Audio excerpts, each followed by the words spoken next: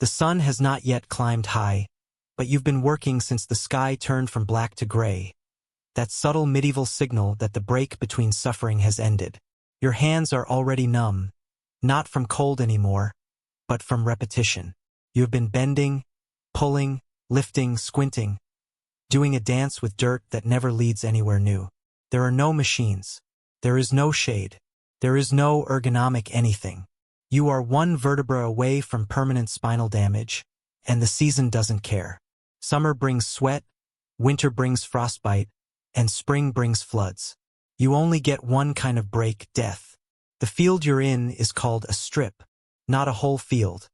A narrow sliver of land scattered with stones and roots, shared among other peasants who grumble when you cross invisible borders. You till it with a wooden plow pulled by an animal that hates you, often more stubborn than useful. If you're lucky, it's a donkey. If you're not, it's your own children. The soil is not soil. It's clumps. It resents you. It's been farmed without rest since your grandfather's grandfather married a girl for her pig. You're growing barley, or wheat, or something vaguely brown. But mostly you're growing blisters and resentment. A distant bell chimes again. It does not signal lunch. It signals church, or debt, or something worse. You pretend not to hear it. Everyone pretends not to hear it, because no one has time for salvation when they're ankle-deep in muck. Midday is not a meal, it's a memory. If you brought food, it's in a cloth tied around your waist.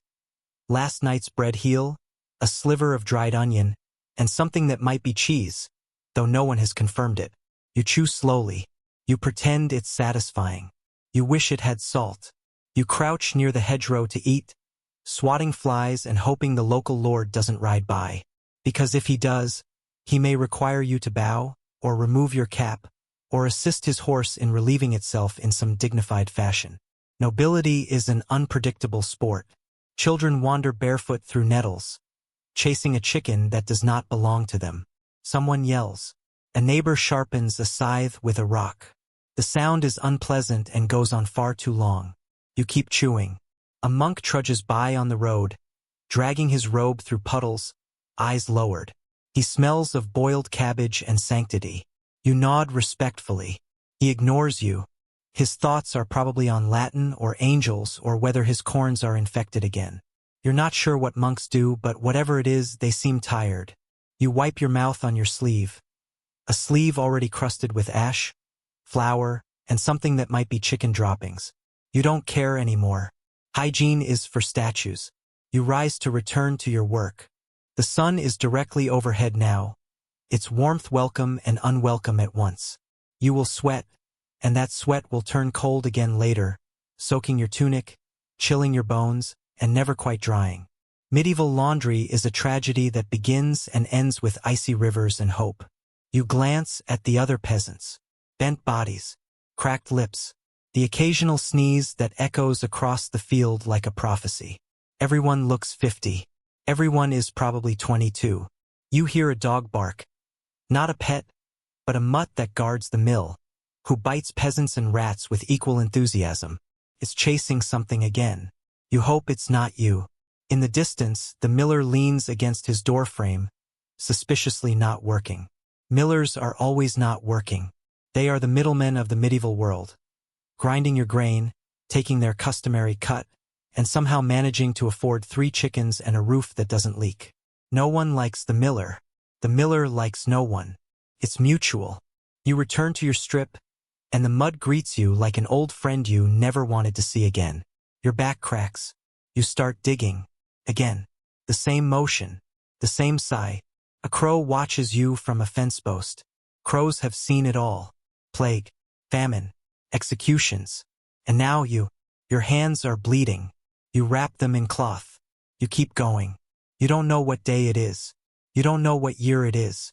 But you know it's planting season or harvesting season or digging season. All of which feel the same, and none of which are optional. And still the bell rings. A messenger passes through the village. He's on horseback wearing boots. You haven't seen boots in months. His hair is brushed. His teeth are visible. You hate him. He delivers a scroll to the reeve, who unfolds it dramatically like someone who's just learned to read. It likely contains a tax demand or a law about pigs, or an announcement that the king needs more soldiers. You all pretend it's unimportant, but you're already worried. Because everything from the castle trickles downhill, and you live in the puddle. Your legs begin to shake. You lean on your tool. A fly lands on your nose. You don't even flinch. Somewhere nearby, someone begins to sing. It's not cheerful. It's not even in tune. But it helps. Your mouth is dry. Your stomach is tight. Your skin itches beneath your wool. And you think, not for the first time, how did people live like this? The truth is, they didn't. Not for long. Life expectancy wasn't short because people dropped dead at 30. It was short because so many never made it to 5. And those who did, kept their heads down, their hands busy, and their dreams very, very small. The bell rings again. You stand up straight. Your spine protests. Your shadow has moved slightly, the only sign that time still exists. And still, the work is not done. Yes, bathing. A luxurious practice that, in theory, involved water, soap, and the shedding of daily grime. In medieval reality, it was more like slowly stewing in a shared tub of questionable liquid, while pretending it was refreshing. Let's begin with the nobility, shall we? After all, if anyone had access to cleanliness, surely it was the kings and queens. Except, not really. Royalty might bathe once a month, if they were particularly fastidious, or if a diplomat was coming over and the stench of stale garments couldn't be blamed on the dog. Castles were drafty, stone echo chambers. Heating water took effort, firewood, and servants who hadn't run off yet. So, the bathing process was usually reserved for ceremonial moments, medical prescriptions, or special events, like removing a decade's worth of sin and sweat before marrying a cousin. The bath itself resembled a large wooden barrel. It was dragged into the solar or sometimes the kitchen, filled with hot water, boiled with herbs if someone was feeling fancy, and topped with rose petals to trick the nose into believing you weren't simmering in human seasoning. If you were rich, you didn't bathe alone. Naturally, you required an audience of maids, physicians, cupbearers, and gossiping nobility who'd occasionally interrupt to comment on your moles. Privacy was for peasants. A proper noble bath included music, fruit, wine, and the ever-present fear that the tub would collapse under the weight of your medieval self-esteem. After soaking, you'd be dried with cloths, washed only occasionally, and then perfumed, because nothing says cleanliness like drowning in lavender oil over residual filth. Now, the peasants. Their bathing options were, in a word, non-existent. Rivers were the working-class spa. Cold, fast-moving, and filled with livestock runoff. They offered the thrilling experience of hypothermia and cholera with every rinse. Soap? If you were lucky, you could use a lump of animal fat mixed with ash. If not, sand worked just fine to rub off the outer layer of dignity. In towns, public bathhouses did exist for a time. These steamy establishments were often social hubs where people of all backgrounds came to soak, gossip, and occasionally spread disease like jam on medieval toast.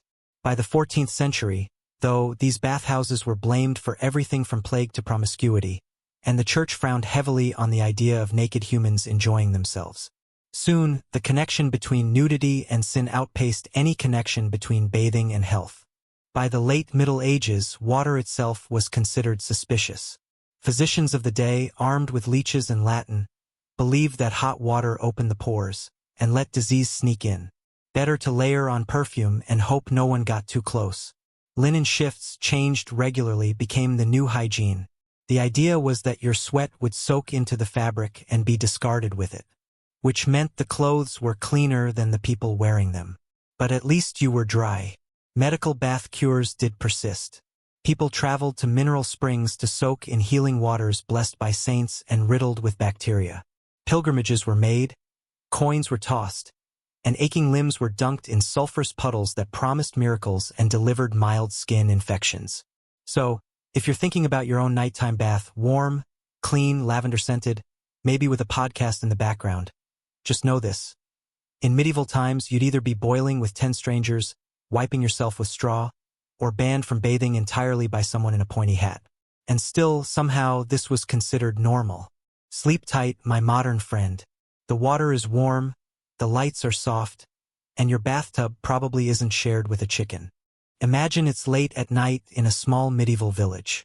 You're lying in a lumpy straw bed, eyes wide open, and your tooth is throbbing with a kind of medieval vengeance. Congratulations, you're about to experience the full glory of pre-modern dentistry. Now, to be fair, the toothache isn't going away. Not with herbs. Not with whispered prayers. Not with your mother's suggestion to chew on garlic and hope for divine mercy. This means you need a professional. And in the medieval world, professional meant one of three things: a barber, a blacksmith, or an actual dentist, which was just a barber in a cleaner apron. Yes, barbers didn't just cut hair. They also pulled teeth, performed minor surgeries, set bones, and occasionally let your blood out if they thought you had too much of it. And because licensing wasn't really a thing, anyone with a pair of forceps and strong forearms could claim expertise. The tools of the trade were efficient. There was the pelican, a wicked metal device that resembled a small beak and was used to yank teeth from their moorings with the same gentleness you might reserve for pulling nails from rotting floorboards. If you were lucky, the barber would offer a swig of ale or a block of wood to bite down on. If not, you got a firm handshake and a warning not to scream too loud. It disturbed the goats. Anesthesia? That's adorable. You might be given a narcotic potion made from poppy or mandrake, but dosage was a bit of a gamble. Too little and you felt everything. Too much and you joined the saints in heaven before your molar even came out. Most people didn't bother. If a tooth went bad, it went out eventually or painfully or both. Prevention, of course, was also a thing. Medieval dental hygiene included rinsing with vinegar, rubbing teeth with ashes, or chewing mint leaves. Not bad for breath, terrible for enamel. Some wealthier folks had their teeth cleaned with cloths and powders. These powders might contain salt, crushed bones, or, if you were unlucky, bricks. That's right, crushed bricks. Because nothing says shine like powdered masonry. Oh, and let's talk fillings. Actually, let's not. They didn't exist. The concept of restoring a tooth came much later. If you had a cavity, it was either left to rot or hacked out like bad timber. You might be lucky enough to have the cavity burned out with a hot iron. Yes, burned. To kill the tooth worms they believed were living inside. The fact that you're still listening to this and trying to sleep is a miracle. Of course, some monks had medical training and kept detailed manuscripts.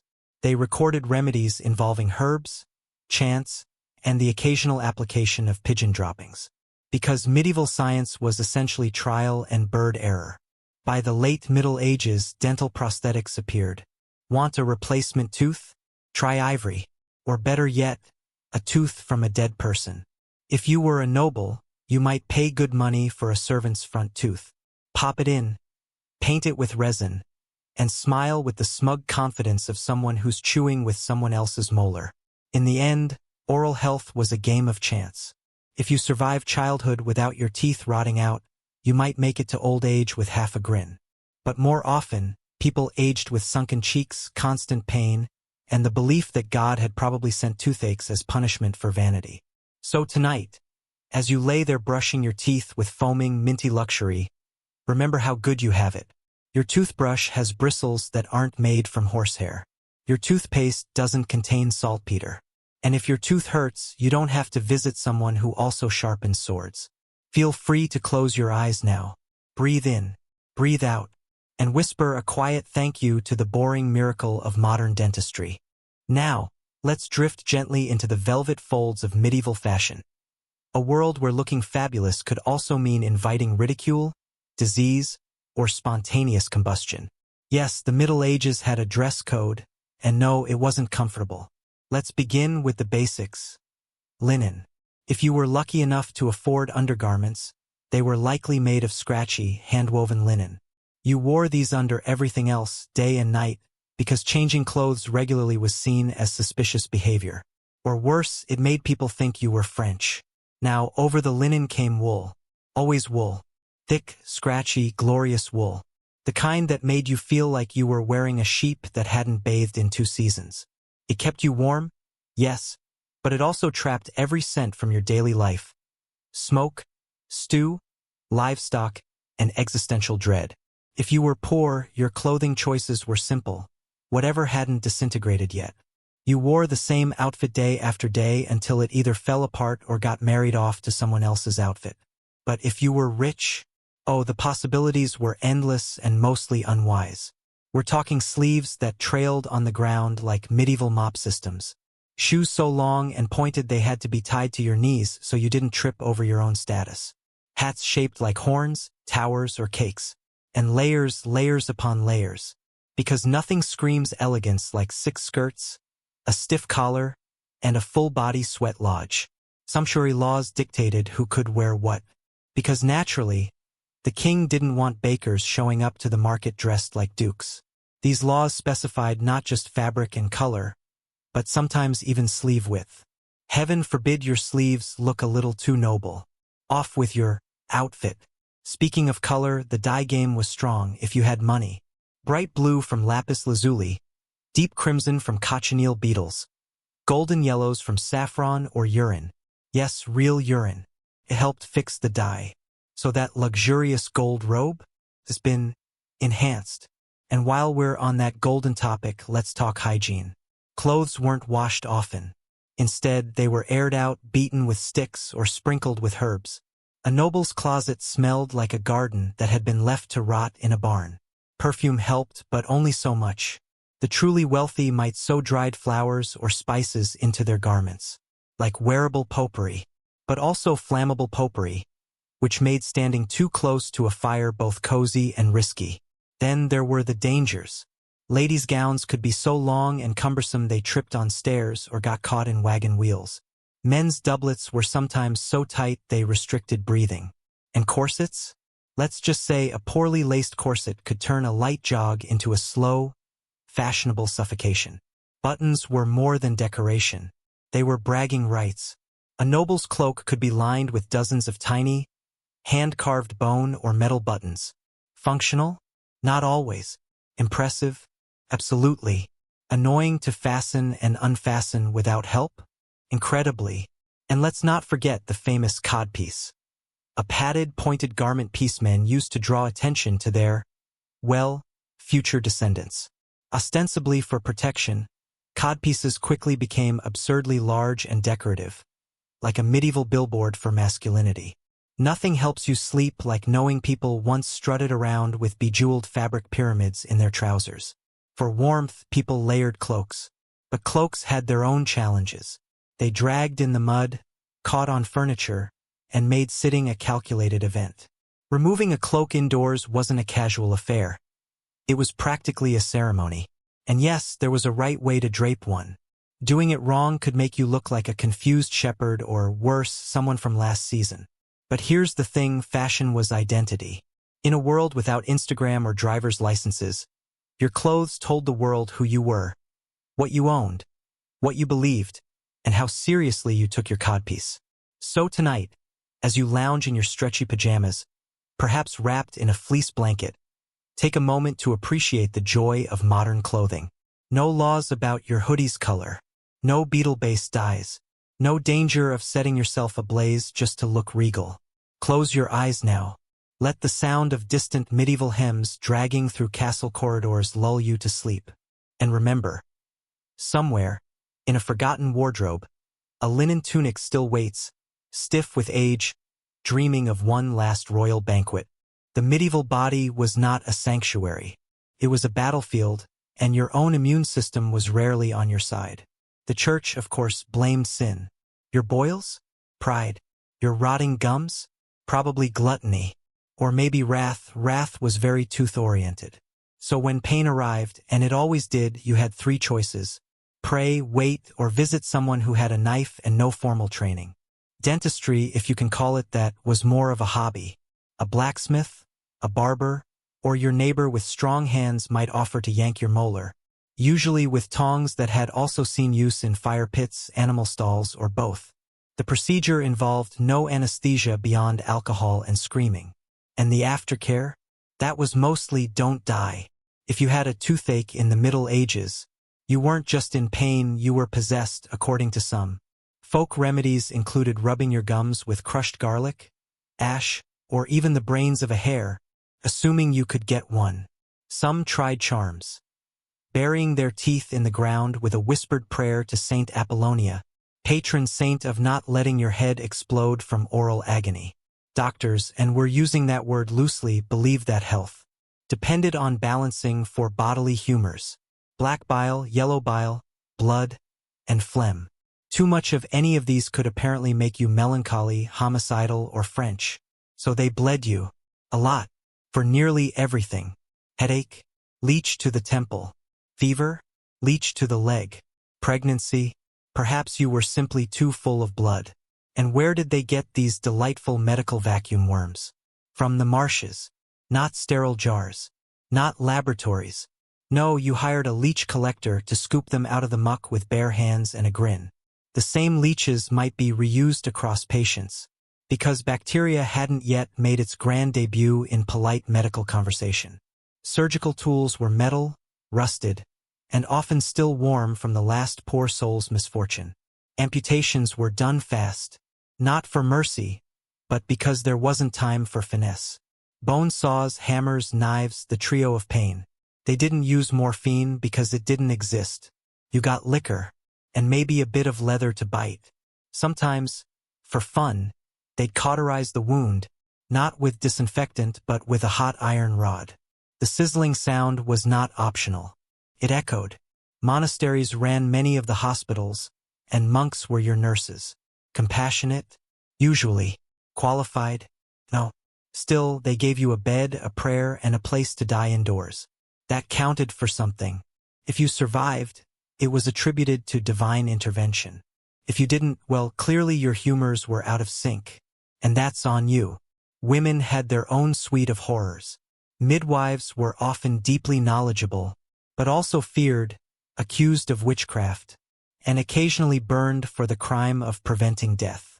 Childbirth was the most dangerous thing a woman could do. No ultrasounds, no sterilized equipment, no epidurals, just hands, hot water, and the occasional scream muffled into a rag. If the baby lived, it was a miracle. If the mother lived, it was a bigger one. And if both survived, people got suspicious. Doctors sometimes applied remedies like boiled owl broth, or stuffed herbs into your nostrils to drive out the evil spirits. They believed fevers were a sign the body was burning sin. So they encouraged it. Let the body roast. And if you died, at least you were spiritually cleansed, possibly from sweating out your own soul. You were more likely to survive war than surgery. And even war wasn't generous. But still, you'd try it. Because nothing said hope like lying on a straw bed, surrounded by flies, waiting for the monk to come back with another rusty pin. The body, in medieval times, was not sacred. It was fragile, disposable, a vessel for the soul which was all that mattered. So they treated it accordingly. Yet they loved, they prayed, they endured. Somehow, across all the pain and oozing, humanity staggered forward, one crude bandage at a time. You might imagine the medieval night as a peaceful affair. Stars twinkling over thatched rooftops, soft fires crackling in the hearth, lullabies echoing through timber-framed halls. But if you were lucky, or rather unlucky, enough to wake in the middle of the night with a pressing need to urinate, your sleepy fairy tale would abruptly become a soggy, smelly reality. Because here's the thing, toilets as you know them didn't exist. And even the word toilet wasn't yet a thing. Instead, you had the chamber pot, a ceramic, wooden, or pewter bowl, generously placed under beds or beside doors, for you to crouch over like a frog doing yoga in the dark. No seat, no privacy, just your bare behind and gravity doing its best. Everyone had one, from peasants to queens. And by morning, those chamber pots were brimming with the overnight collective achievements of entire households. In castles, there were garderobes, vertical shafts that funneled waste straight down the side of a tower wall. These were essentially gravity-powered poop chutes. Fancy, yes, but they were rarely cleaned, often clogged, and doubled as cold air vents in the winter. Imagine using the restroom with icy wind rushing up your rear like an offended ghost. Monks often had the best facilities, with latrines built over flowing water channels to wash away waste. But even those systems were prone to freezing, flooding, or, occasionally, backing up in spectacular spiritual fashion. Peasants, on the other hand, had fewer options. Night waste was dumped in ditches, over fences, or simply flung out the front door in the morning. Streets weren't paved with gold, they were paved with excrement. Gardelo was the warning shout in parts of Europe, meaning watch out below. Though more often than not, it came a split second too late. And if you think the upper classes were above such chaos, think again. Royalty may have had upholstered, close stools with embroidered cushions, but they still required servants known as grooms of the stool to help them wipe and clean. Yes, that was a real job. And yes, it was considered an honor. The groom of the stool had access to the king's most private moments. He was a trusted confidant and political advisor, because nothing says loyalty like dealing with someone's backside on a daily basis. But we're not done with the nocturnal parade of bodily functions. Bathing? A once-in-a-while affair. But urinating at 3 a.m.? That was as regular as the toll of a cathedral bell. And without flush toilets, ventilation, or soap, the smell of a medieval bedroom was more barn than boudoir. Imagine being a guest in a noble home and waking up disoriented, hunting for a chamber pot in the dark, bumping into furniture, and knocking over a candle. That's not just awkward, that's a fire hazard with 100% timber architecture. And chamber pots weren't just for urine. No, they were multitaskers, which meant you'd need to pray that whoever used it before you was considerate enough to empty it. Often they weren't. If the stench didn't wake you, stepping in the overflow surely would. In urban areas, public latrines did exist, basic wooden structures built over rivers or pits.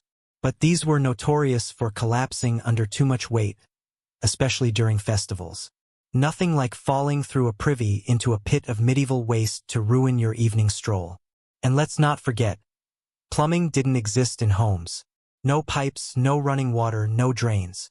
Waste had to be physically hauled away in carts or buckets. Some towns had rakers whose job it was to collect the waste, often tossing it into rivers that, hilariously, also served as drinking water sources.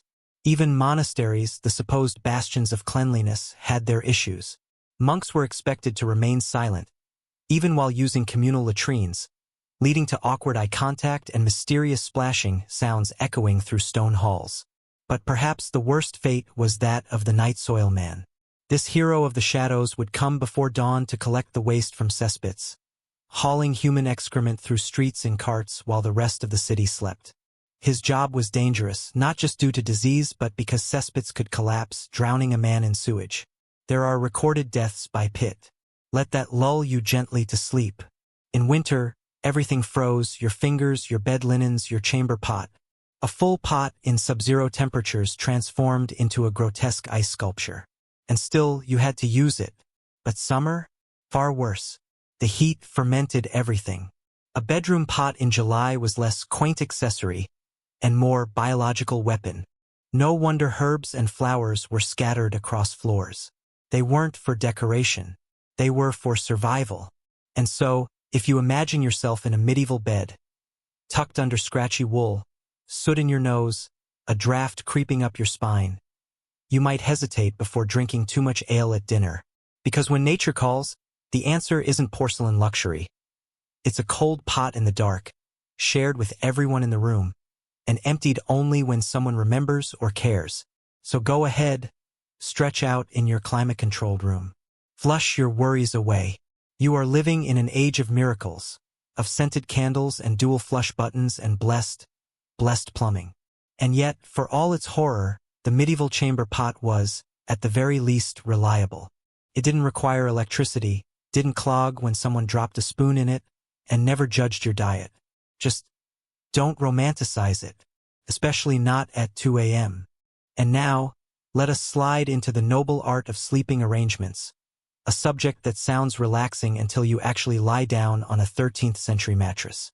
You see, what we call a bed today, soft, queen-sized, memory-foamed into a dreamy cloud, was, in medieval terms, an extravagance that would have made most villagers burst into suspicious laughter. If you were lucky enough to own a bed, congratulations. You had a wooden frame, probably creaky, and a mattress stuffed with straw. Not the soft, golden kind of straw sung about in harvest songs, but sharp, itchy, splintering stalks full of bugs. Sometimes moss, feathers, or rags were added, which only varied the texture of your suffering. Peasants? They didn't have mattresses. They had floor, a blanket if they were blessed, maybe hay, and a pile of livestock sharing body heat if they were really living the dream. Medieval people often slept in groups, family members side by side like firewood, because heating was a luxury and so was privacy. Children, chickens, coughing uncles, all bundled in the same general space, snoozing next to one another like peas in a very cold, snoring pod. If you were a servant in a castle, things didn't improve much. You might sleep on a sack stuffed with whatever filler hadn't already been eaten by mice. Beds were shared. Yes, shared. 2-3 people to a mattress, maybe more. Hygiene? Don't worry. No one had it, so there was nothing to compare it to. In fact, the smell probably helped people fall asleep. The fumes of onion breath, woolen socks, and damp straw, what a lullaby. Now imagine for a moment the medieval pillow, or rather the idea of a pillow. Some people had wooden headrests, others used bundled cloth or just their arms. The nobility had fancier cushions, sometimes embroidered with saints or hunting scenes, but filled with feathers plucked during some unfortunate bird's final scream. The wealthy slept in canopied beds. Sounds luxurious until you realize these heavy drapes were not for ambience. They were for insulation. Because castles were cold. Stone walls turned every bedroom into a refrigerator. So these curtains kept the body heat in and the rats, hopefully, out. Nightgowns, if worn, were scratchy linen. And bathing before bed? Rare. Very rare. Most people went to sleep wrapped in the day's dirt like a second skin. If you think this sounds uncomfortable, you're absolutely correct. But if you're already squirming under your crisp, laundered duvet, know this. They slept deeply, perhaps from exhaustion, perhaps from the ale, or maybe, after a full day of labor and grime, the body simply gave up. Let us not forget the sounds of medieval night. Wolves howling, dogs barking, owls screaming in the dark like feathered banshees, and of course your neighbor's baby crying through the thatch wall. Maybe someone's cow giving birth next door, or the priest drunkenly singing psalms after too much honey wine. Lighting? A sputtering candle if you could afford it, or nothing at all. Complete darkness, the kind of black that presses against your eyes, that makes your brain invent monsters. And in those moments, half asleep, half freezing, fully stinking, you were expected to rest. Because morning meant labor. Again, there were occasionally night terrors of another kind, demons, or rather, the medieval idea of them. It was widely believed that spirits, devils, and shadowy beings visited at night. The night hag was a common complaint, an invisible presence that sat on one's chest and prevented breathing. Today, we call it sleep paralysis.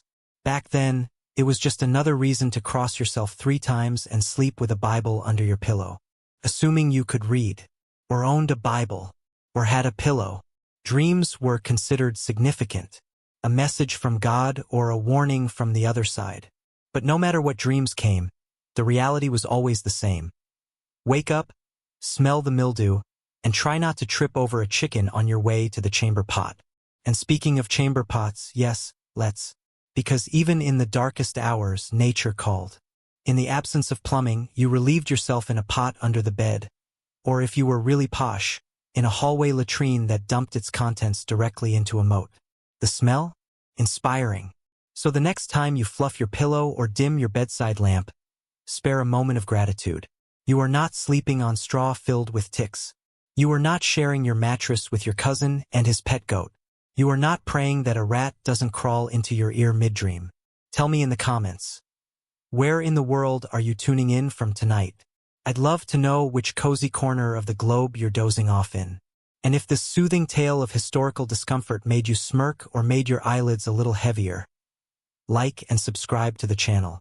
It helps more sleepy wanderers find their way back to our oddly relaxing stories. The medieval bathhouse was not a place of silent steam and lavender-scented towels. It was noisy, steamy, occasionally scandalous, and surprisingly social.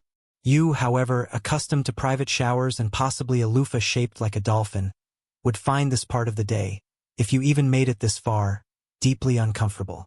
Bathing in the Middle Ages was less about privacy and more about communal suffering. Public bathhouses were common across towns and cities, especially in the earlier Middle Ages, when people still clung to the Roman belief that bathing was sort of nice. You'd walk into a wooden structure, poorly insulated, with water that had been heated over an open fire and poured into large shared tubs. That's right, shared tubs. The water wasn't changed between guests. It simply marinated. The bathhouse owner might toss in some herbs, rosemary, thyme, maybe a handful of daisies, either for scent or superstition. It didn't help much.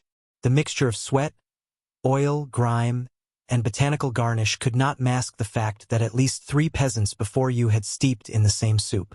If you were lucky, the bath attendant hadn't recently dropped a ladle in it. And you wouldn't just be bathing. You'd be chatting, making small talk, maybe even negotiating trade deals. The bathhouse was a bit like a medieval Starbucks, except you were naked and everyone had lice. Speaking of lice, delousing was part of the ritual. And not in the subtle, pharmaceutical way you might hope. Barbers would often double as bathhouse workers, wielding not just razors but also special combs designed to evict parasites from hair and beard alike. If you had fleas, they'd simply scrape them off. Tick on your neck? They'd burn it out with a glowing piece of iron. Try sleeping through that. Now, if you were feeling particularly fancy and rich, you might hire a private bath, which meant the water was hot, the servants were loyal, and the herbs came in sachets rather than being scooped out of a ditch. But most people had to make do with the public experience. And of course, bathing frequency was flexible. Some people bathed weekly, some monthly, some only when they could no longer identify the original color of their skin. In colder regions or during harsh winters, people would simply rub themselves with a cloth soaked in vinegar, believing it counted. Didn't. But then came the plague and with it paranoia. Suddenly, water was seen not as cleansing but as dangerous. Physicians warned that bathing opened the pores, and through those open pores, bad air could slip in and poison the body. People began to avoid bathing altogether, preferring to mask odors with perfumed sachets, pomanders, and layers of stiff, scented fabric. So here you are, refusing to enter the tub, refusing to exit the tub, unsure which is worse, the smell or the water. And still, the day isn't over. You stumble your way out of the bathhouse and into the narrow streets, still damp and shivering slightly, your skin faintly irritated by the harsh soaps made of animal fat and wood ash. You think a brisk walk will help, but this only leads you directly into the marketplace, where every smell in Christendom has gathered to meet you. The fishmonger is particularly proud of his catch, which he has left in the sun since dawn, daring anyone to challenge the freshness of his offering. Eels slither lazily in half-filled barrels. Chickens squawk, already halfway plucked and deeply offended. Someone is selling mystery pies. You don't ask what's in them. You shouldn't. Next, a street performer is playing the hurdy-gurdy, a stringed instrument cranked like a barrel and somehow always out of tune. Children scream, chasing a dog that may or may not belong to anyone. A pig wanders by with a ribbon on its tail. No one blinks. And then it hits you, the stench of the tanner's quarter. Oh yes, leather didn't just appear fully formed in medieval shops. It had to be cured, and that meant soaking animal hides in lime to remove the hair, then washing them in a mixture of dog urine and fermented brain tissue. Yes, brain. And you can smell it. Oh, you can absolutely smell it. Your stomach churns. Your feet ache. You realize the streets are not exactly even. They slope awkwardly, worn down by generations of cartwheels and hooves and the occasional peasant being dragged to court. You pass a man with a toothache who is trying to chew on a clove. He winces. You wince. By now you're thirsty. Very thirsty. And you make your second mistake of the day. You try the water. Even the cleanest medieval town couldn't guarantee potable water. Wells were often shallow. Rivers doubled as laundromats and latrines. So the drink of choice was ale weak, but safer. Monasteries brewed it, households brewed it, even children drank it. It was often thick, a little sour, and full of floating things you tried not to identify. If you were posh, you might have wine watered down until it tasted like regret. If you were poor, you drank small beer, essentially yeasty water that gave you just enough calories to function and just enough microbes to keep your immune system guessing. And now, as you take another step, you realize something else is off. Your shoes, hand-stitched, flat-soled, and entirely unsupportive, are soaked. You stepped in a gutter, and it wasn't just water. The town's drainage system consists of hope and an incline. Waste flows down the center of the road, where carts splash through it and children chase it. Rain doesn't wash it away. It stirs it into a medieval smoothie. By sunset, you are sunburned, blistered, slightly drunk, mildly poisoned, and longing for soap that doesn't smell like goat. The townsfolk are lighting rushlights, greasy wicks dipped in fat, to push back the dusk. Shadows lengthen, the smell worsens, and the worst part? You still haven't had dinner. You've somehow made it to the village feast. Congratulations. You didn't die from a chamber pot falling out a window or from a mysterious skin ailment that no one could name and everyone simply blamed on bad humors. But before you settle in and think of warm bread, spit-roasted pig, or festive dancing, let's remember, this isn't your modern idea of a feast. There is no buffet. There are no individual plates. There is one long wooden table, stained and sticky, where everyone eats from communal trenchers. Basically old bread bowls soaked in stew. You do not get a fork. Forks were still suspiciously foreign.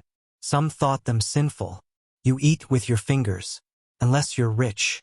Then you eat with someone else's fingers, metaphorically speaking. The stew is warmish. A thick, brown mixture with bits of something that once lived. No one is really sure what. Turnips, perhaps. Parsley, if it's a feast day. If meat has graced your bowl, it has probably been boiled until its soul left its body, then seasoned with enough old pepper to cover the smell. There is ale. Always ale. Even the children drink it. Water is too risky, too clear, too suspiciously healthy. Ale is safer. Mild, but full of strange floating things. It helps soften the bread bowl, which is both your dish and your side course. But don't eat too quickly. That's rude. And don't reach too far. That's doubly rude. And don't speak with your mouth full. Actually, maybe don't speak at all unless you're granted permission. Manners in the Middle Ages were everything. You were judged by your bread etiquette. Dip too much into the communal salt or, God forbid, blow your nose on the tablecloth and you might never be invited again. Or you might be publicly mocked in a morality play which, back then, was the ultimate social death. Now, the music starts. One long note from a bagpipe and a scraping fiddle that hasn't been tuned in a decade. The dancing begins. It is less of a dance and more of a collective bouncing. No one really knows the steps. They just hope the local lord is too drunk to notice. You are expected to participate. Refusing is not charming. It is offensive. So you bounce. You clap. You step on someone's foot and apologize in Old English, which sounds like you're casting a spell. Eventually, the feast winds down. The candles drip. The trenchers harden into bricks. Someone is singing a song about a dead goose. Children are asleep under the table. Someone is missing a shoe. No one knows where the sheep went. You're tired. The kind of tired that only comes from socializing in itchy wool under torchlight while a man plays the lute badly. But don't think you're heading home to a cozy mattress. You're not. You are heading to the floor, the hayloft, or, if you're lucky, a shared bed with 3 other people and a dog. Smells like damp linen, warm bodies, and regret. You crawl in, trying not to disturb the snores already in progress. You pull a rough blanket over yourself, made from wool that still remembers the sheep it once clung to. The dog takes your foot space. Someone coughs. The night is long. Outside, the village returns to darkness. Real darkness. No streetlights, no hum of electricity, no passing cars. Just wind and owls and maybe the creak of wood under pressure. Somewhere, a fox screams like a woman being murdered. No one reacts. That's just the fox. Nature, as ever, is out to keep you awake. You doze. You wake. You itch. You wonder if the bread bowl you ate from was the same one someone used last week. It was. And they had the pox. Tomorrow you'll do it all again. Provided you're not press-ganged into the local militia, accused of stealing a turnip, or crushed beneath a collapsing timber frame. And still, compared to the city, this was peace. This was safety. Now imagine the city. You arrive in the city at dawn. You know this because the sky is a slightly lighter shade of despair. The streets are already alive. By alive, of course, we mean teeming with filth, noise, and the pungent scent of human ambition and urine. The cobblestones are slick, but not from rain. No, it hasn't rained in a week. That sheen is courtesy of chamber pots, horse droppings, rotting fish heads, and whatever someone decided wasn't worth carrying any farther. It's not just the ground that's alive. The air itself seems to have texture, thick with soot, sweat, and the smoke of 10,000 poorly vented hearths. Vendors are shouting. Bakers are slamming bread on wooden planks. A man with one eye is selling eels from a bucket that smells like regret. The fishmonger, just 3 feet away, is yelling at a pig. The pig is ignoring him. You can't move quickly. Not because the streets are crowded, although they are, but because you're constantly dodging things. A child dashing past with stolen apples. A donkey that seems to loathe you personally. A man swinging a wooden beam over his shoulder with no spatial awareness whatsoever. You cling to the side of a crumbling building and attempt to breathe. It doesn't help. The air is thick with burning tallow and the unmistakable scent of something dead nearby. Is it a rat? A cat? Person? No one seems concerned. The death toll is simply part of the scenery. Every surface is sticky or sharp. Every doorway leads to something worse. You pass a tavern where 2 men are already passed out in the mud. It's barely sunrise. Inside, more are shouting over mugs of ale. Not because they're angry, but because it's the only way to be heard over the lute player, who is attempting to play all the wrong notes with absolute confidence. Your shoes are ruined. Assuming you had any. They were never meant to survive the city. A single misstep and you're knee-deep in what may have once been a vegetable stew. Or an egg stew. Or just a hole full of yesterday. Someone bumps you. They don't apologize. In fact, they spit, narrowly missing your boot. You feel honored. You find the market square, which is slightly cleaner only because so many people have walked through that the dirt has been compacted into a permanent, polished grime. There are goods for sale, yes, fabrics, tools, wax candles, dried herbs, but all of it feels slightly damp, as though the air refuses to let anything be truly dry. And then, in the middle of it all, the stocks. Yes, the public punishment corner. A wooden frame where someone has had their hands and head locked for crimes against decency. Maybe they stole a loaf. Maybe they said something unflattering about a priest. Maybe they looked at the wrong lord's daughter. Regardless, they're here, drooling slightly and trying not to cry as a group of children pelt them with turnip cores. You want to look away. You don't. Neither does anyone else. It's not all bleak, though. There are musicians, tone-deaf and wheezing. There's a man juggling geese. You're not sure the geese consented. There's even a man claiming to sell miracle cures, vials of oil and powders that will supposedly fix everything from plague to heartbreak. He has no teeth. This doesn't inspire confidence. You hear bells, church bells, time for prayer or taxes or maybe someone's execution. It's hard to say. People move toward the square. You follow, curiosity winning over self-preservation. A wooden platform has been erected. A priest with eyes like dry wells begins to speak. Something about heresy, about sin, about the need to purify. Then a woman is brought forward. She doesn't look like a criminal. She looks like someone's mother, or someone's midwife, or someone who simply asked the wrong question too loudly. You back away slowly. You don't want to see what happens next. You know what happens next. You retreat into an alley, breath tight, only to find 3 rats fighting over a finger. You don't ask. You sit. You wonder what it would take to survive here. The truth? More than what you have. Not just stronger boots. Not just a sharper knife. You would need a different kind of soul. One that doesn't flinch, doesn't question, doesn't care. And even then, you'd last a week, maybe. In the medieval city, survival wasn't about intelligence. It was about endurance. About vanishing into the crowd. About accepting that life was short, brutal, and mostly not yours to shape. You missed the village, the pig, even the stew. Too bad. You're in the city now. And it's hungry. And so, as the rooster crows again, because of course it does, you find yourself still upright in a medieval day that simply refuses to end. Perhaps you're considering crawling into bed early. Perhaps you're thinking you've earned some rest after surviving half a loaf of sour bread, 2 leeches, and a sermon about eternal fire. But no, you still haven't made it to dinner. Not that dinner promises salvation, because what awaits you there isn't a hot plate of comfort, but the evening version of culinary roulette, pottage. Again, pottage is many things. It is soup, it is stew, it is gruel, it is slop, and it is, somehow, simultaneously all and none of these things.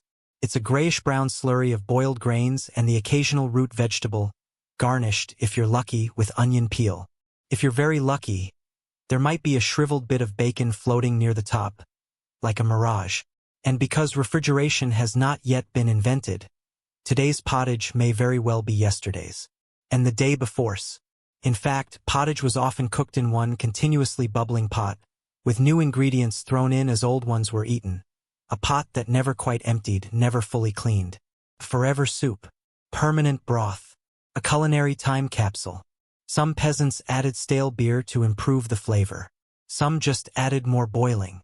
Some gave up entirely and drank the beer directly instead. You consider this. Meanwhile, those seated higher on the feudal food chain may be enjoying a different kind of meal altogether. For the nobility, dinner is an elaborate ordeal, one that involves service à la française, an impressive-sounding method of dumping multiple dishes onto the table all at once, whether anyone wants them or not. The dishes may include roast swan, yes, swan, or a pie that bleeds when cut open, revealing not berries but songbirds, very much alive and extremely irritated. These entremets, as they're called, are not meant to be practical. They are meant to remind you that you are not royalty. But don't worry, you're not invited to that dinner. You're back in the common room with the rest of the population, where dinner might double as warmth, community, and collective dysentery. At least there is company. You sit shoulder to shoulder with family members, and neighbors, and people who have never heard of bathing as a weekly concept. Conversation is mostly about what went wrong today. The storm that flattened the barley crop, the neighbor who was fined for baking bread that was too small, the mystery cow illness that people have decided must be a curse. The good news is dinner is short. Not because you're in a rush, but because the light is fading fast, and candles are expensive, and dangerous, and often made of tallow, animal fat, so they stink like a roast gone wrong. Torches and fireplaces cast strange shadows, and everything begins to look slightly haunted, even if it isn't, and much of it is. So it's time to prepare for bed. Except, what bed? If you're lucky, and let's face it, in this scenario, you are not.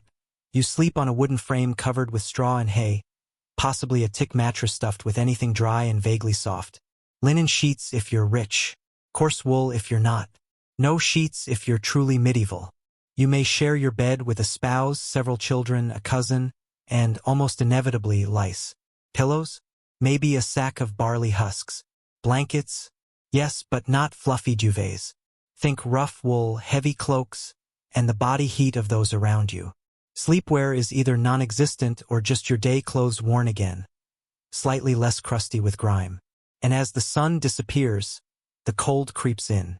Insulation, after all, is a future luxury. Walls are stone or worse, wattle and daub, a combination of mud, manure, and straw, designed less to keep you warm and more to slowly erode your hope. The wind finds every crack. The chill is less of a visitor and more of a resident. And then the noises: owls, rats, dogs barking, the occasional drunk neighbor relieving himself loudly outside. There are no double-paned windows. There are no soundproof walls. There is no peace. But perhaps the most fascinating part of medieval sleep is that it didn't happen all at once.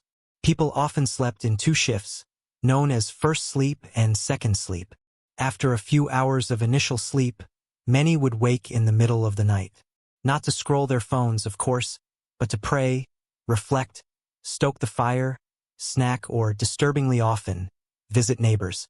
The darkness between sleeps was considered a sacred time, filled with dreams, quiet thoughts, and the occasional attempt at conceiving children. Then came second sleep, a return to slumber before waking for dawn. This broken sleep wasn't seen as unhealthy. It was simply how the rhythm of the world worked, ruled by candlelight, moon phases, and the seasonal length of night. And while you lie there, imagining this double-sleep lifestyle, something bites you. Possibly a flea. Possibly something worse. You swat at it instinctively, then freeze because now the straw in your mattress is rustling, and that's fine. That's just the sound of home. You roll to your other side and try not to think about it. Eventually, the mind wanders. Back to that bleeding pie. Back to the monk with the 37 teeth. Back to the pig that wandered into church and became a saint. You don't question it anymore. You simply drift. Not because the bed is comfortable. Not because you feel safe. But because exhaustion wins. Because tomorrow will be exactly the same. The pottage, the prayer, the pigs, the peculiar weather, and perhaps, if you're lucky, a decent bowel movement. And for a moment, as your eyelids grow heavier, you start to forget that you ever lived in the modern world. No lights, no soft pillows, no antibiotics, just the soft, steady rhythm of a medieval life ticking toward the next sunrise. Let's talk about religion. Not the kind that brings peace and community. No, the kind that peers into your window at dusk and asks why you're boiling herbs without church permission. Religion in the medieval world wasn't just a belief system, it was the operating system. Every waking moment was monitored by the unblinking eye of the church, and sometimes, that eye blinked slowly with suspicion.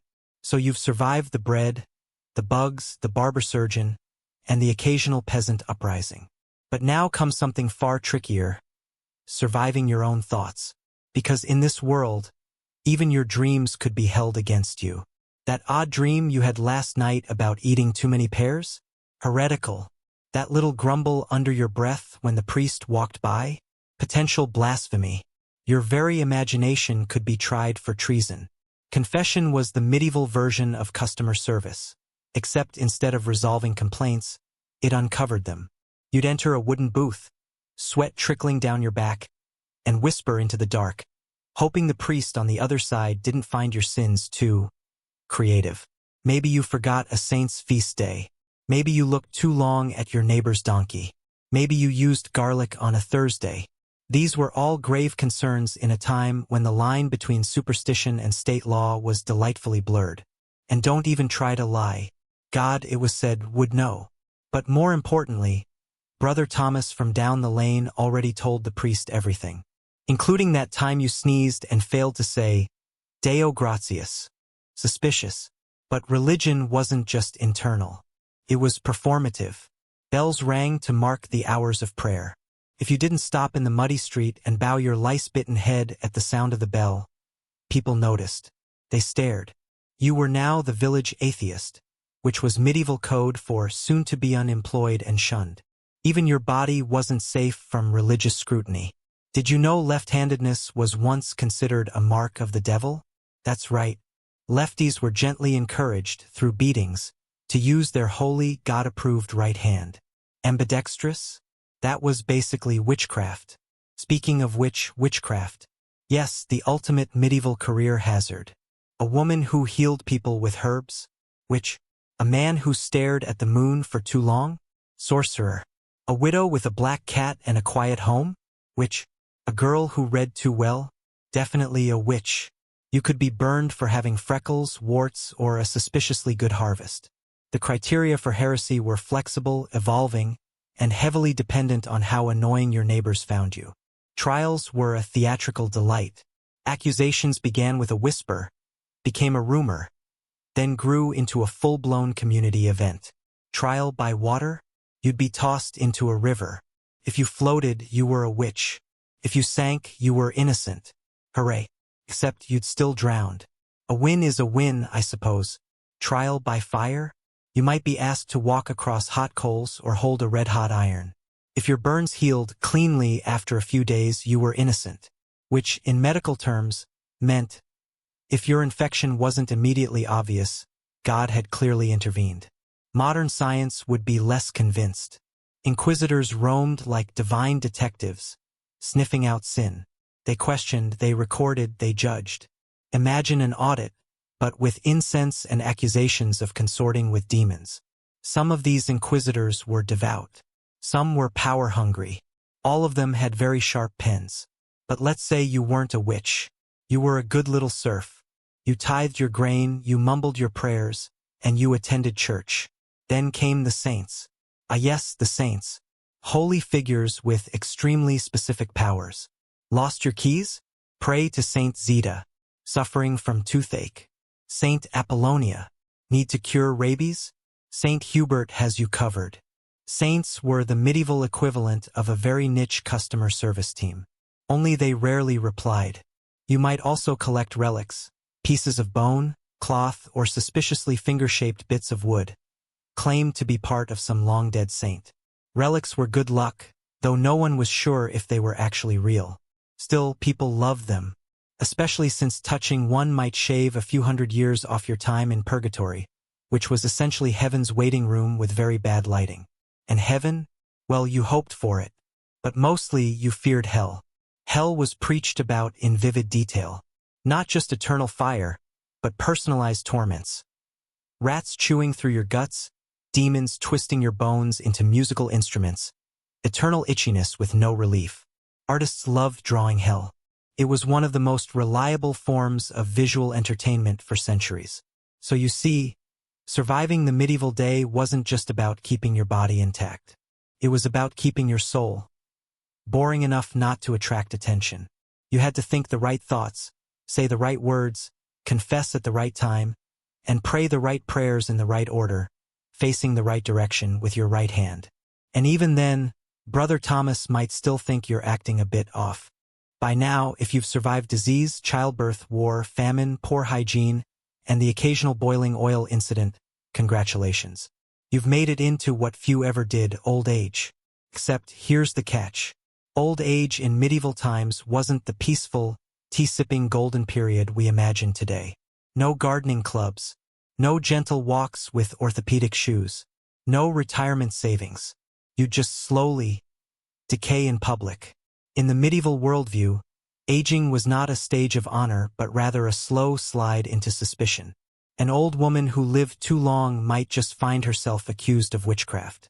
An old man might become a joke, a burden, or worse, a warning from God about the perils of sin. Your teeth? Long gone. Chewing was a luxury, and your food had to be boiled into a mush that vaguely resembled flavor. Stews were the savior here again, just like they were when you had the plague. Only now, you needed them because your gums were mush too. Your joints? Squeaking like rusty hinges. Your spine? Permanently bent from a life of bending over fields, firewood, children, and expectations. And there were no canes. Just sticks you found in the forest and hoped weren't cursed. And if you think retirement meant a cozy cottage on the edge of a village, think again. Most people lived in multi-generational households, which is a polite way of saying you were at the mercy of your daughter-in-law's mood. And if you were a widow, particularly a poor one, you could end up begging. Literally. The town might give you a daily bread allowance if you were lucky. If not, you became a silent figure slumped by the chapel, with hands outstretched and a cloak that hadn't been washed since the last king's coronation. Of course, some elderly people did manage to live with dignity. If you were in the church, especially a monk or nun, you might enjoy a calm, ordered end. Scripture readings, gardens, maybe even soft slippers. But for the average peasant, aging meant watching the world move faster while you walked slower, smelled worse, and heard less. And the health issues, oh, the joys. Arthritis had no name but made its presence known in every groan. Cataracts turned your vision into a foggy tapestry. Dementia was often called second childhood, or even possession. You might be loved or feared, depending on whether you wandered harmlessly or started mumbling predictions about the weather. Still, there were small comforts. If you were lucky enough to have grandchildren, they might warm your lap. A fire might crackle near your palate. You might know the prayers by heart and find solace in the idea of heaven, a place with fewer rats and more warmth. Perhaps even a bench with a cushion. And let's be honest, by the time you were old, you'd already buried most of your friends. Death had visited often. He didn't knock. He just walked in. By now, you were more than acquainted with the idea that each winter could be your last, and each cough could carry consequences. You learned to say goodbye with your eyes before your voice ever did. The strange irony is that while we fear aging today, it was almost a badge of honor then. Making it to 60 meant you were made of iron and bread crusts. You were seen as someone who had wisdom or at least stories. Not that anyone always wanted to hear them, but you told them anyway, again, and again, and again.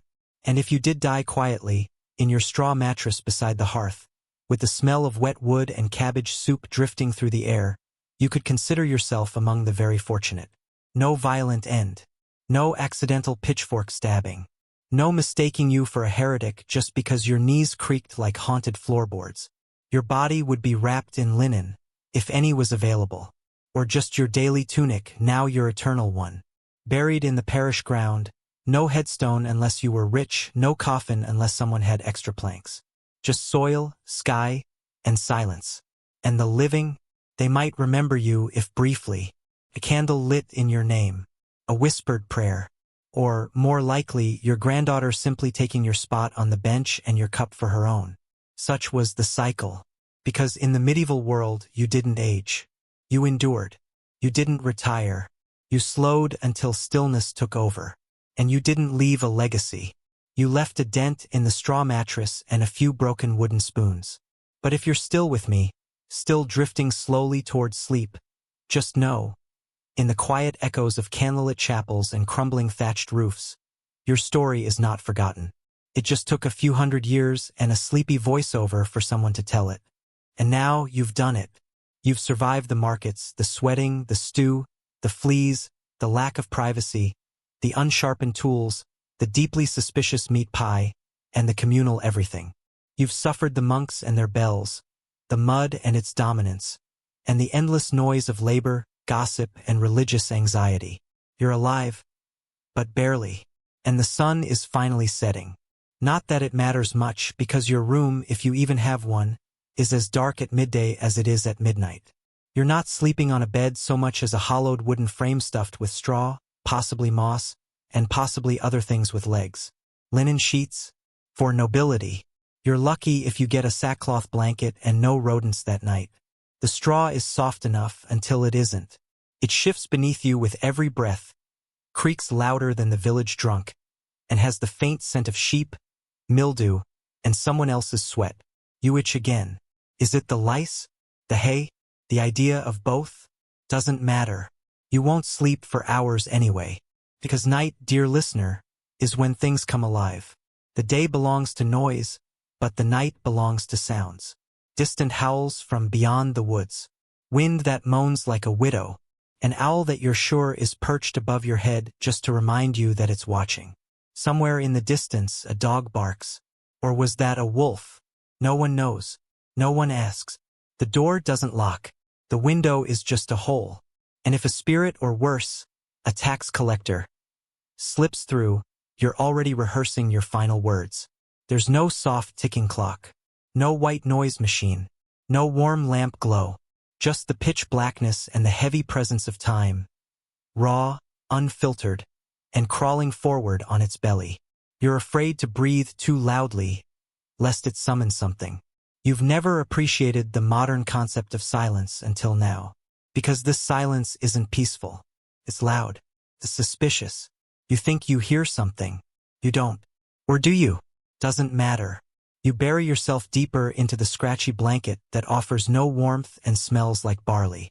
You try counting sheep, but in your head they're all diseased or stolen and lead to 10 years of futile punishment. You roll over. Something crinkles. You roll back. It crinkles louder. You stop moving altogether and accept that this might be the night you don't wake up. And if you're lucky enough to dream, it won't be of fields and flowers.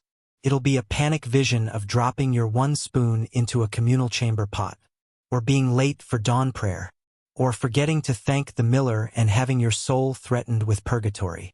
Medieval nightmares are creative. Eventually, your eyes get heavy, maybe from the fear or the relentless lack of stimulation. Your thoughts blur into medieval mush. You dream of a goose in a bishop's hat, A man whose entire job is catching pigeons with his teeth.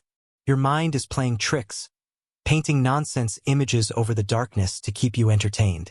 And maybe now, finally you drift off. Not peacefully, but out of exhaustion. And tomorrow, it begins again. Another day of mud, stew, blistered feet, boiled linen, burnt porridge, angry lords, spinning wheels, smoky hearths, and someone shouting about repentance from a wooden box in the center of town. But that's not your problem. Not now. Because, mercifully, the medieval world has finally let you go. You're asleep. Shoo. The lice won't bother you for a few more hours. The sun has not yet climbed high, but you've been working since the sky turned from black to gray. That subtle medieval signal that the break between suffering has ended. Your hands are already numb, not from cold anymore, but from repetition. You've been bending, pulling, lifting, squinting, doing a dance with dirt that never leads anywhere new. There are no machines. There is no shade. There is no ergonomic anything. You are one vertebra away from permanent spinal damage, and the season doesn't care. Summer brings sweat, winter brings frostbite, and spring brings floods. You only get one kind of break, death. The field you're in is called a strip, not a whole field. A narrow sliver of land scattered with stones and roots, shared among other peasants who grumble when you cross invisible borders. You till it with a wooden plow pulled by an animal that hates you, often more stubborn than useful. If you're lucky, it's a donkey. If you're not, it's your own children. The soil is not soil. It's clumps. It resents you. It's been farmed without rest since your grandfather's grandfather married a girl for her pig. You're growing barley, or wheat, or something vaguely brown. But mostly you're growing blisters and resentment. A distant bell chimes again. It does not signal lunch. It signals church, or debt, or something worse. You pretend not to hear it. Everyone pretends not to hear it. Because no one has time for salvation when they're ankle-deep in muck. Midday is not a meal, it's a memory. If you brought food, it's in a cloth tied around your waist. Last night's bread heel, a sliver of dried onion, and something that might be cheese, though no one has confirmed it. You chew slowly. You pretend it's satisfying. You wish it had salt. You crouch near the hedgerow to eat, swatting flies and hoping the local lord doesn't ride by. Because if he does, he may require you to bow, or remove your cap, or assist his horse in relieving itself in some dignified fashion. Nobility is an unpredictable sport. Children wander barefoot through nettles, chasing a chicken that does not belong to them. Someone yells. A neighbor sharpens a scythe with a rock. The sound is unpleasant and goes on far too long. You keep chewing. A monk trudges by on the road, dragging his robe through puddles, eyes lowered. He smells of boiled cabbage and sanctity. You nod respectfully. He ignores you. His thoughts are probably on Latin or angels or whether his corns are infected again. You're not sure what monks do, but whatever it is, they seem tired. You wipe your mouth on your sleeve. A sleeve already crusted with ash, flour, and something that might be chicken droppings. You don't care anymore. Hygiene is for statues. You rise to return to your work. The sun is directly overhead now. Its warmth welcome and unwelcome at once. You will sweat, and that sweat will turn cold again later, soaking your tunic, chilling your bones, and never quite drying. Medieval laundry is a tragedy that begins and ends with icy rivers and hope. You glance at the other peasants. Bent bodies, cracked lips, the occasional sneeze that echoes across the field like a prophecy. Everyone looks 50. Everyone is probably 22. You hear a dog bark. Not a pet, but a mutt that guards the mill, who bites peasants and rats with equal enthusiasm. It's chasing something again. You hope it's not you. In the distance, the miller leans against his doorframe, suspiciously not working. Millers are always not working. They are the middlemen of the medieval world, grinding your grain, taking their customary cut, and somehow managing to afford 3 chickens and a roof that doesn't leak. No one likes the miller. The miller likes no one. It's mutual. You return to your strip, and the mud greets you like an old friend you never wanted to see again. Your back cracks. You start digging. Again. The same motion. The same sigh. A crow watches you from a fence post. Crows have seen it all. Plague, famine, executions. And now your hands are bleeding. You wrap them in cloth. You keep going. You don't know what day it is. You don't know what year it is. But you know it's planting season or harvesting season or digging season. All of which feel the same, and none of which are optional. And still the bell rings. A messenger passes through the village. He's on horseback wearing boots. You haven't seen boots in months. His hair is brushed. His teeth are visible. You hate him. He delivers a scroll to the reeve, who unfolds it dramatically like someone who's just learned to read. It likely contains a tax demand or a law about pigs, or an announcement that the king needs more soldiers. You all pretend it's unimportant, but you're already worried. Because everything from the castle trickles downhill, and you live in the puddle. Your legs begin to shake. You lean on your tool.